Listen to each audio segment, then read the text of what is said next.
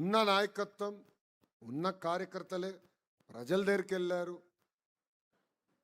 కరెక్ట్గా లోకేష్ 23 రోజుల ముందర వచ్చాడు. లోకేష్ ఏంటో మీకు అర్థం వల్ల, మీ సమస్యలు మావాడికి అర్థం వల్ల ఓడిపోయాం. 5 సంవత్సరాలు కష్టపడ్డాం, అనేక సంక్షేమ కార్యక్రమాలు చేసాం.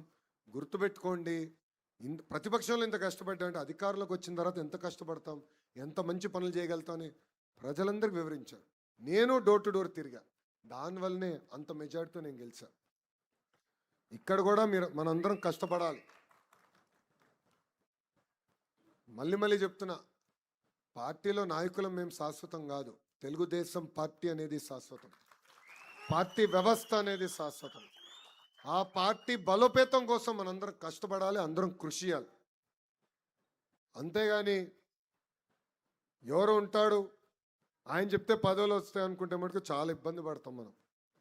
పనిని నమ్ముకోండి, డోర్ టు డోర్ కష్టపడండి, మిమ్మల్ని ఎత్తుక్కుంటూ వచ్చే బాధ్యత నేను తీసుకుంటానని కార్యకర్తలందరికీ మళ్ళీ తెలియజేసుకుంటూ, ప్రభుత్వ కొనసాగింపు గురించి ఇప్పుడే భరత్ గారు కూడా మాట్లాడారు.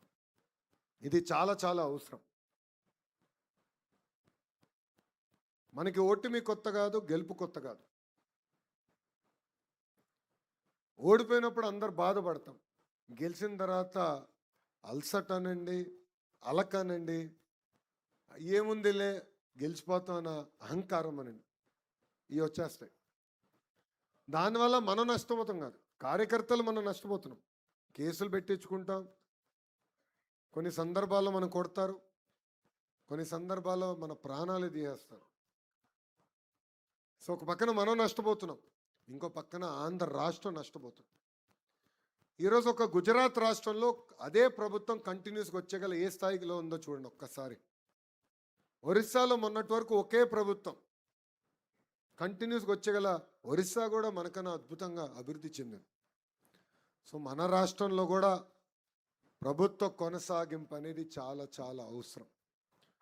1,05,00,000 మంది కుటుంబం మంది, పెద్ద కుటుంబం. అది కాస్త ఇప్పుడు కొంచెం ఇంకా పెద్దగా అయింది. జనసేన పార్టీ ఉంది, భారతీయ జనతా పార్టీ కూడా ఉంది. 3 పార్టీ కలయిక మొన్న ఎన్నికల్లో ఎవ్వరు ఊహించిన విధంగా 175 స్థానాల్లో 164 స్థానాలు మనం కైవసం చేసుకుంటాం జరిగింది. ఈ ఐక్యత ఉండాలి. సమస్యలు ఉండొచ్చు, 4 గోడల మధ్యన మాట్లాడుకుందాం, ఆ సమస్యలు పరిష్కరించుకుందాం, కానీ వదలబెట్టేది లేదు. No cross fire, no miss fire, no విడాకులు. క్లారిటీగా మీ అందరూ తెలియజేస్తున్నా. ఎందుకంటే మన పార్టీ ముసుగులో జనసేన పార్టీని తిట్టేవాళ్ళు ఉంటారు, జనసేన పార్టీ ముసుగులో భారతీయ జనతా పార్టీని తిట్టేవాళ్ళు ఉంటారు, భారతీయ జనతా పార్టీ ముసుగులో మన తిట్టేవాళ్ళు ఉంటారు. సోషల్ మీడియాలో ఎన్ని చూసి మనం కంగారు పెట్టి మనం తిట్టుకుంటూ మనం కొట్టుకుంటే నష్టపోయేది ఆంధ్ర రాష్ట్రం, ఆంధ్ర రాష్ట్ర ప్రజలు. ఇది దయచేసి అందరం గుర్తుపెట్టుకోవాల్సిన అవసరం ఉంది. సో ప్రభుత్వ కొనసాగింపు అనేది చాలా చాలా అవసరం. అందరం కలిసికట్టుగా పనిచేయాలి. మీకు ఎలాంటి సందేహాలు అవసరం లేదు.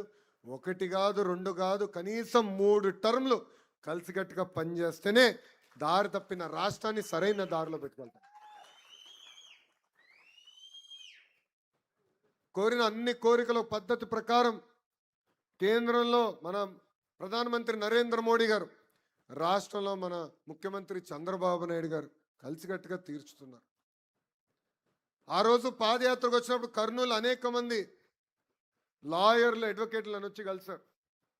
ఆనాడు చెప్పారు, హైకోర్టు ఇక్కడ ఉండాలి, ఇక్కడికి తీసుకొస్తే బాగుంటుందంటే వాళ్ళు ఒకటే చెప్పారు, చేయలేని హామీలు నేను ఇవ్వను.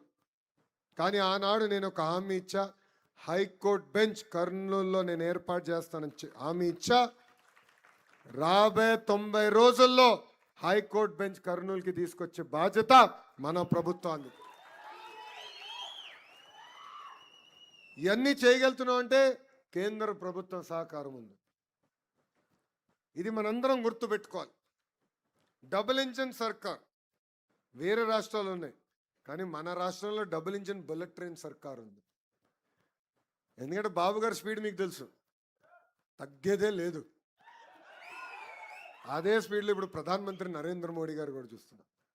ఇద్దరు కలిసికట్టుగా రాష్ట్రాన్ని అభివృద్ధి చేయాలన్న లక్ష్యంతో పనిచేస్తున్నారు. అందుకే ప్రభుత్వం కొనసాగింపు అనేది చాలా చాలా అవసరం. అందరం కలిసికట్టుగా పనిచేయాలని ఈ సభాముఖం మిమ్మల్ని అందరినీ కోరుకుంటున్నాను. అంతేకాకుండా ఇప్పుడే